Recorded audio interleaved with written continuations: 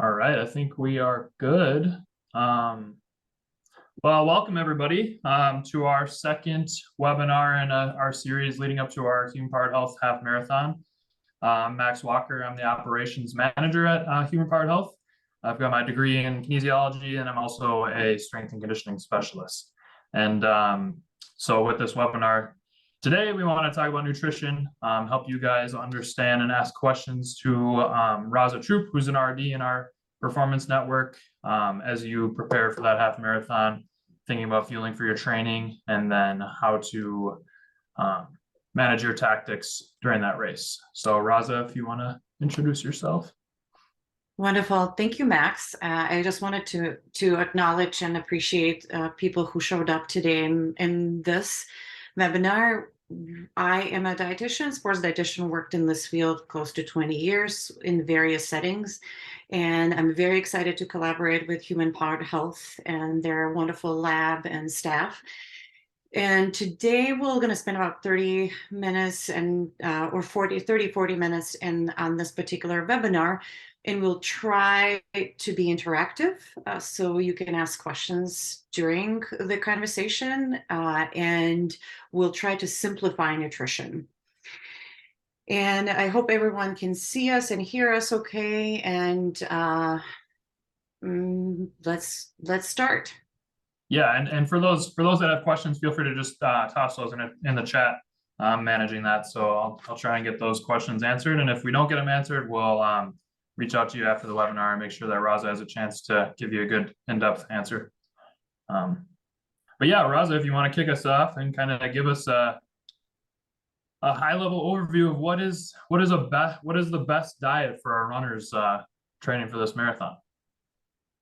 So what we're gonna try to address today is, especially when we talk about our world and how much crazy information we get about the diets and fueling, we basically get fed information constantly about what we should eat or shouldn't eat. So during this whole conversation, we're going to try to be very simple and easy for you. So when you leave this webinar, you'll be able to apply right away some tricks and tips of what kind of nutrition you should follow. Now, we're going to give a broad strokes for you because nutrition is very individualized. And if you need more intricate information, connect with Human Powered Health, where you can get more individualized support as far as your nutrition. So in our society, especially nutrition information comes to us in somewhat unhelpful way because it constantly bombards us with different types of diets, and diets usually don't work. So the first of all, what we're going to try to do, we try to learn how to fuel our bodies, but not to diet. And this webinar will be in 3 parts. We're going to talk about fueling for everyday training. We'll talk about the race week fueling, and we're going to talk about the race day fueling, what you should be doing in race day. And it only scratches the surface. So we're going to pique your curiosity, but if you want more individual advice, make sure to connect for additional help through Human Powered Health. Okay, awesome. So if there's not one specific diet, like where does a runner start? Where would I start as far as, is it macro goals? Is it following keto or something like that? Or where's a good place to start? That's a wonderful question. I would say the easiest way, and the simplest way to look at your nutrition, actually, any kind of diet usually would be a turn-off point for me. It's finding what works for you in a way that I usually teach athletes in simplistic way. So if you look at this graph on the left-hand side, you see the image of, the balanced meal. And we know that diets have 95-97% failure rate, and understanding the endurance athletes diet, again, the endurance athletes and non-endurance athletes will have different needs. So when you look at this graph on the left-hand side, you're noticing that there are, different food groups in this image. And you see the grain, which is the main energy source. You see the protein, which is the source for the muscle tissue repair. You see the fruits and vegetables, you see the fats, you see the calcium on the bottom. Now, the balance on the plate would look very different for different athletes and non-athletes. So when you look at this image, the easiest way to say, like, how do I really, do I start counting calories? Do I start counting macros? I start from not counting calories or macros in teaching people in a practical way how to balance the meal. So I will give you an example, and so that you can practice that in home. So the when one of the easiest way to put it is actually to have your fist, because it's available everywhere, whether you go to a restaurant, where you're at home, and whether you are traveling. The grain content for most of us who train will be between 1 to 2 fists. It depends on your volume of the training. So if you're running maybe 20, 30 miles per week, your grain content probably is about the fist. And most of you probably understand what the grain, where a grain comes from. The protein content, depending if you're vegan, vegetarian, or non-vegetarian, will be somewhere between the palm to a fist. Palm is for non-vegetarians, and a fist for vegetarians. There's a lot of science behind those quantities, and the reason we simplify it because it's easier for people to follow. The reason for the protein content in that small volume, anywhere between here to a fist, is because this is actually the minimum bottom amount of protein that sends the signal to the muscle to repair and resynthesize our muscle tissue. Now, when you look at the color, which is fruits and vegetables, we need about the fist to 2 fists. And the fruits and vegetables are not only important for minerals and vitamins, but also important for the compounds called nitrates. And the nitrates are the compounds that basically expand the arteries and help us to deliver the oxygen to the tissues. And of course, there's also fat and calcium. And fat is typically important for brain and eye function. And we need about a tablespoon or so, depending on your muscle size or body size. And the calcium for the muscle contraction and the bone. And typically we spread the calcium evenly. So this is how I start. Now, and not everyone is going to be able to do this. Sorry for my home phone number. Not everyone is going to be able to, let me disconnect this, apologize. Not everyone's going to be able to be at this. Oh my gosh, I'm trying to disconnect my phone. I apologize about I didn't realize that my home phone number will be ringing. But not everyone is going to be able to be at that space and be able to get, this particular, way of eating. So some people, I may tell them grams of protein, carbohydrate, and fat. But for most of us, I try to avoid that. Yeah. You're just using the fist as a rule of thumb. It's a little bit easier and cheaper than buying a food scale and measuring out each gram at a time. Yes, it's more practical, and then it doesn't cause people to be very overthinking about their nutrition, so to speak. Definitely. So can you kind of speak on how to decide what grains to use, or like, complex carbohydrates versus basic and simple carbs, and when to incorporate those, and what kind of protein should people be honing in on? So that's a very good question. So there are different types of carbohydrates, of course, some complex, some simple. The complex carbohydrates are usually beneficial prior to your workout and on everyday training. And the simple carbohydrates are usually more beneficial during the long runs and post-workout for recovery. You probably understand what the complex carbohydrates would be, like whole grains, fruits and vegetables. And the simple carbohydrates would be sports drinks, gels, juices. Something that is simple carbohydrates usually appear in the bloodstream much faster. So therefore, during the run, you want that fuel coming into your body. And then to recover your body, you need some carbohydrates right immediately, mixing with the protein. So how frequent do you consume those simple carbs post race or post run? Is it, within 30 minutes? Is it for the next couple of hours? How do I kind of decide when to consume that? So usually if you have 1-a-day workout, the timing or pressure for the timing post-workout is not as important compared to if you have 2-a-day practices. So if you do have 2-a-day practices and the recovery period is lesser than 8 hours, I give athletes 15 to 30 minutes to have some kind of post-workout snack. And Okay. it could be very simple, like chocolate milk. It could be a piece of fruit with peanut butter. It could be, applesauce, or it could be trail mix. Just because if you're consuming snack right within 15 to 30 minutes, you will speed up your repair and recovery process for the next workout.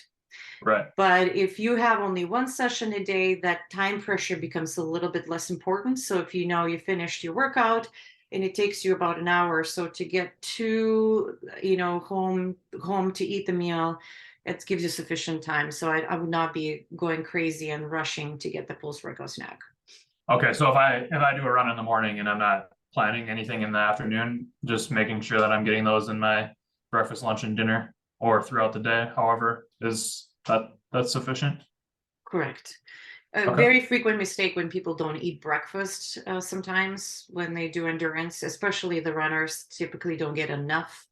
So you can do some runs without the breakfast, but you need to make sure you replenish right away after your run. However, if the quality of the workout in the morning needs to be very high, it is important to actually to fuel up before that practice. Makes sense. And how soon before are we going to want to be consuming those complex carbs? I train athletes' gut to tolerate carbohydrate as close as 15 to 30 minutes before their morning run or any kind of session. There are many reasons for it, Is but that kind of a ramp up then? You said train, so is it like over the course of a few weeks or? correct. If you are not eating breakfast, it takes almost a few weeks to adjust to have something, and it's a Okay. gradual increase in the food intake to help you to tolerate the food without the discomfort. And it is also important to know that studies in athletes do indicate when athletes don't eat enough in the first part of the day, they do not perform as well later in the day, even if they try to do the catch up. The Okay. studies in that area are limited, but the ones that we've seen so far indicating importance of spreading your fuel evenly throughout the day. Okay. Does that make So as a sense? runner, predominantly I'm going to want to be consuming carbs and then kind of filling the gaps with protein and vegetables, just kind of how the image is shown. Would be the image for someone who is actually in vicinity of 50 to 60 miles per week of training volume. Okay. So in someone who is below 30 to 50 miles, it would be looking like a peace sign. So it would be Okay. like More fist, balanced. fist, fist. It would be a little bit more balanced. And it's also, there's a lot of individualization as well. As I mentioned, those are the kind of broad strokes in here. Yeah. Makes sense. Um, so as we're talking about kind of fueling your training outside of the run, do you have any tactics for um hydrating during runs in like rural areas? That's a Mhm. question from Jake. He's just kind of curious if you have any advice for those that are training in rural areas and are trying to hydrate. That's a wonderful question. Even in non-rural areas like in Minneapolis, the runners have a challenges, Mhm. especially when the weather and the climate gets drops. Yeah. So what I have done sometimes, well, in Minneapolis, we're sometimes lucky to have some running groups to bring the water stations along the river road in here in the city. What I have done sometimes, I would hide the beverages somewhere in the course where you're kind of looping around and then coming back and forth. If especially if you want to train your gut and the hydration strategies in your long runs. If it's a Okay. short run that is 60 minutes or less, don't worry too much about it. But if the run is long, typically you take one or two sessions per week to be able to adapt to your fluid and carbohydrate intake during the run. So the easiest way is to loop around. But if it's not possible, then having some kind of a belt where you have some liquid and maybe there's water fountains, which is not always possible as well. Mhm. So in like one of the scientists that worked with Ethiopian team where they had no resources at all. They basically made the course in figure eight, so they keep coming back to the fluids when they're Okay. running. Yeah. And they had no resources, so they just had two tables with the bottles in there, and the athletes were looping around in the course in a kind of figure eight to be able to fuel themselves. Yeah. That's creative. I like that. Yeah. And then and then kind of on that note, so if I'm prepping my body for what I'm going to use in the race, or let's say I'm in the race already, um, how do you accommodate for kind of improper, maybe missing a water station or improperly fueling in the beginning of the race, and then you're starting to feel dizzy or nauseous or whatever it is? How do you kind of is there a way to bounce back for that, or are you just kind of out of luck Yeah. at that point? So usually about 1 to 2 days prior to the event, we would love athletes to fuel up a lot with a lot more carbohydrates. So if I Mhm. go into the race, kind of that approach to the race, making sure the carbohydrate content is a little higher in the week of race. And if you have a fist, you can go to a fist and a half to almost 2 fists each meal to make sure that your fuel sources are full before you're going to start the race. Mhm. Now, the strategies that we utilize in sports nutrition, we actually try to give the first gel almost 10 minutes prior to the start. So you start fueling right even before the start because your gut is functioning better. So Yeah. you're not waiting till the mile 15 or 10 or 5 to start fueling.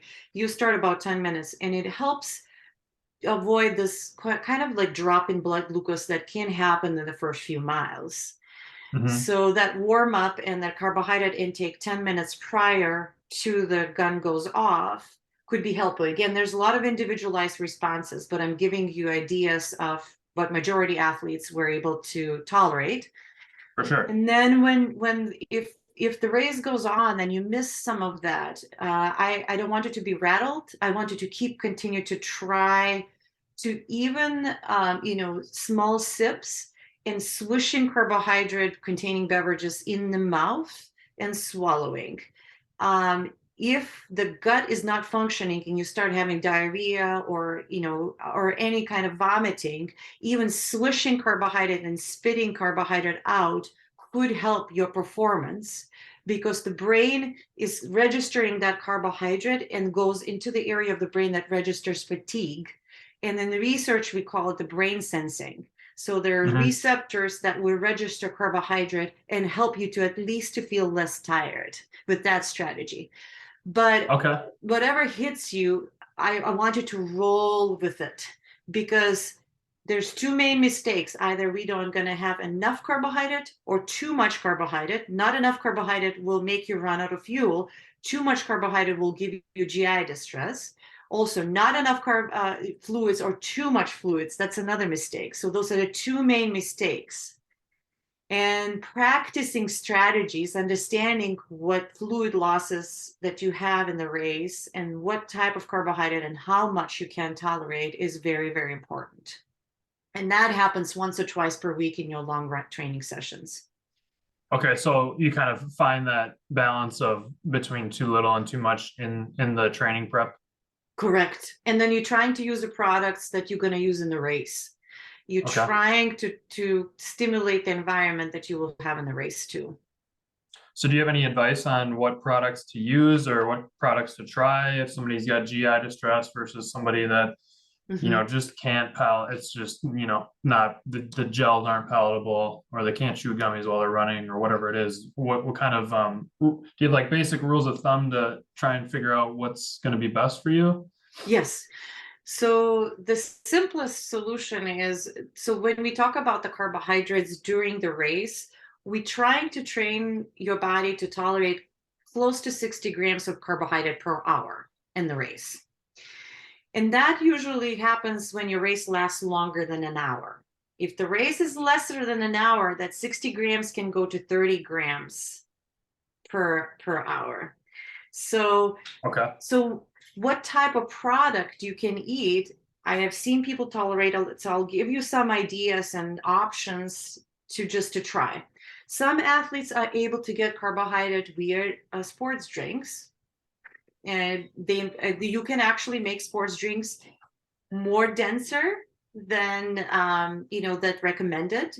It used to Mhm. be we were looking at the osmolarity of the sports drinks, but right now we know the sports drinks will go into your body, will go into the stomach and mix it up with your stomach content, so that osmolarity may not be as important. So you can mix carbohydrate beverages with a higher carbohydrate content, but test it to see if you can tolerate it. Okay. Yeah, yeah. So that's one option, right?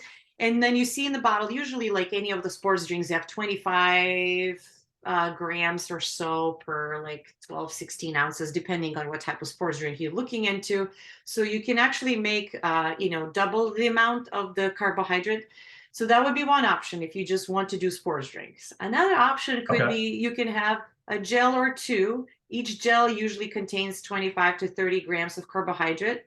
And then topping up with the carbohydrate containing beverage or water. So now if you use gels by itself and don't use any sports drinks, you would need to have some water as well.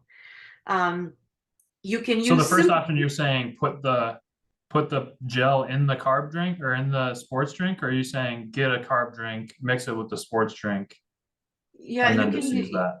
you can have a regular sports drink, but make it more dense. Like instead of one scoop, putting two scoops. That would be one option. So you can Okay, get a little gotcha. bit more carbohydrate. But you start slow. You start the regular concentration and you gradually increase to see if you can tolerate without GI distress. Gotcha. The other option would be gels, or, and then again, you need to know how the gel opens. Can I open? Do I have enough time? I've also used apple sauces. I've used, figs, things like that with athletes. Yeah, I've used potatoes. It just depends. The simplicity is very important, and that it's easier to tolerate carbohydrate if you fueling every 20 to 30 minutes. yeah. So Have you ever heard of people using like baby food or anything like that? I've seen people do that. I've actually used sometimes applesauce in the REI, those REI shampoo bottles where they put in their Yeah, like shorts, a or hydro flask. and then Yeah. and then they can squeeze it out.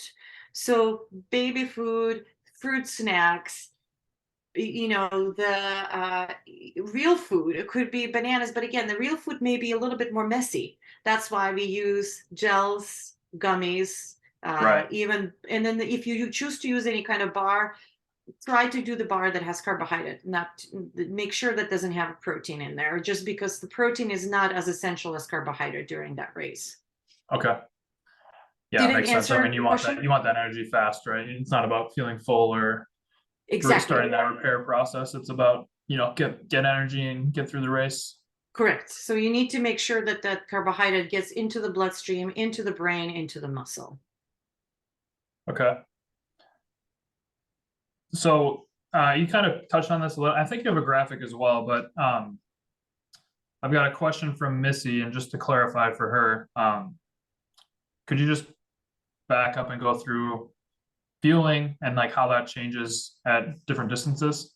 Mm-hmm. So when you run 5K or 10K, the carbohydrate intake during the race and hydration is not as important. It is important for you to approach the race well, to start the race well hydrated and fueled. Mhm. And the carbohydrate loading or increase in carbohydrate for 5 to 10Ks is not as important.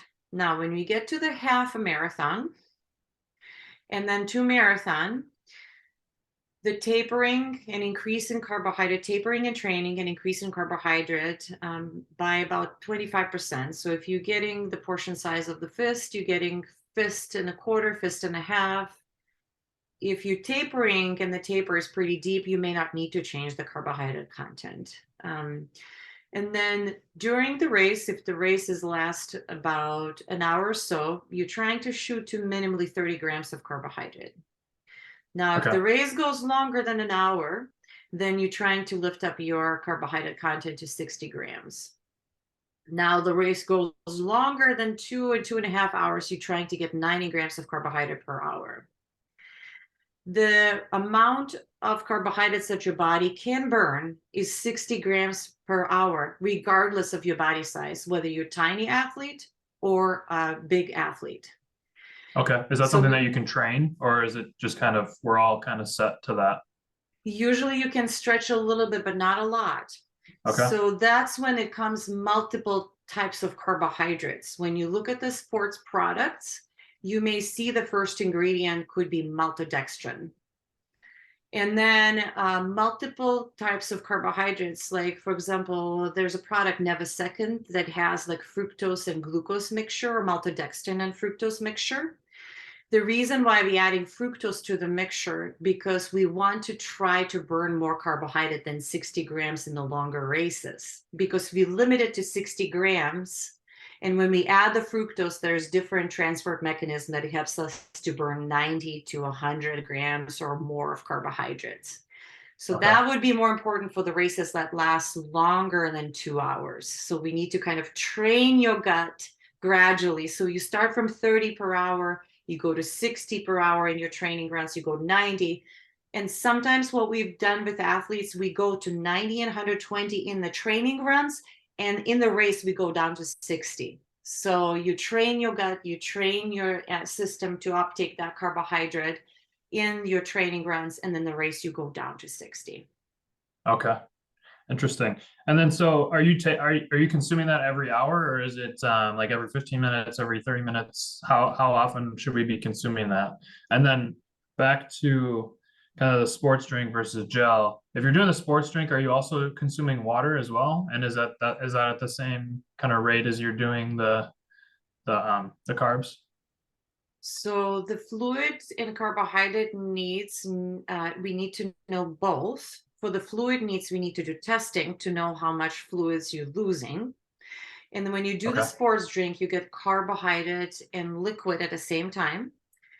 And if the beverage does not provide enough ounces of fluid, so you would like to prevent the 1 to 2% dehydration, because even at 1%, so if you weigh 140 and you lose in the race 1.4 pounds, you already affecting your performance. So we would like to try to avoid 1 to 2% weight loss as we are competing or as we are training to have a good session or good, or even good race. Athletes can adapt to some dehydration, and there are lots of, like Haile Gebrselassie, I think when he broke the world record, he was severely dehydrated, but the assumption is that he's trained quite dehydrated and he adapted to it. How beneficial that is, I think we still don't know.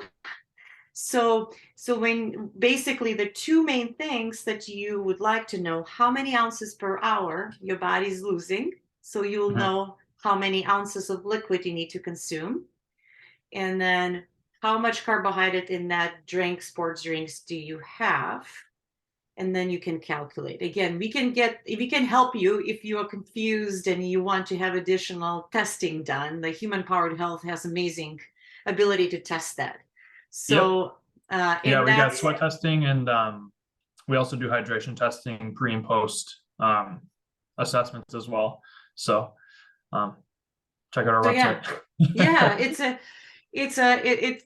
this is something that there are two main things if you think about the race: carbs and fluids. You need to know how much, what type, how frequently. Now the answer is it could be every half an hour, it could be every 15 minutes, it could be every 20 minutes. And And that's something that you'll probably figure out during your training, right? As you're prepping your body for that fuel, figure out which exactly, rate works yep, for you and how you kind of exactly. that gastric emptying occurs.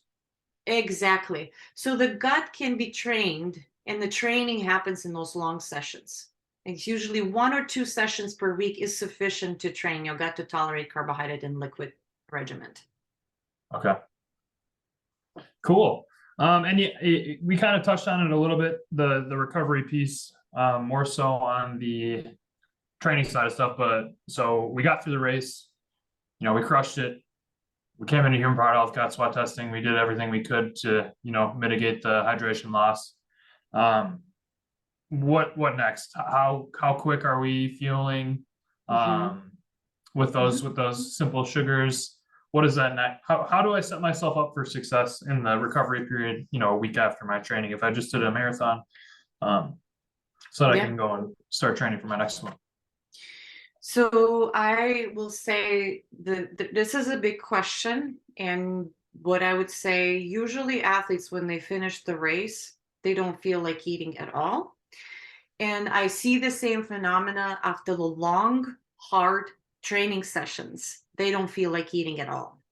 Mhm. And this is the stretch where we call it prescriptive eating for the athletes, which means even if you don't feel like eating at all, right within that first 30 minutes to an hour, it would be imperative for you to have some carbohydrate and protein. And it could be simple PBJ, it could be 2 cups of chocolate milk, it could be banana, peanut butter, and trail mix. So you want to start that process right away, because you will be bouncing back faster for the next training session and Yep. recover faster. If you don't do it, your recovery may be delayed, and it will take you a few more days to get back. One red flag that I would say that you can watch for when when you're doing the long run, and you're extremely hungry the next day, even if you have a day off, it gives you a signal: I didn't get enough food on the day of that long run or hard effort. So the body kind of bounces back. It gives you very high hunger feelings the next day. Okay. So you would like to have kind of prescriptive eating until your appetite kind of picks up a little bit. And if you didn't do a good job on that day, next day when your hunger feelings peak up, eat more, even if you're not training.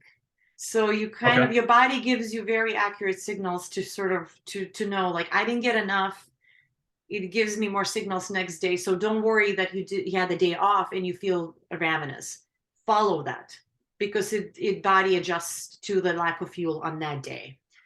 So that would be the first thing. And if you are racing and you don't have any races planned, again, you can decide you're a human being and you want to celebrate. You don't want to be training for anything, then that will not be as important.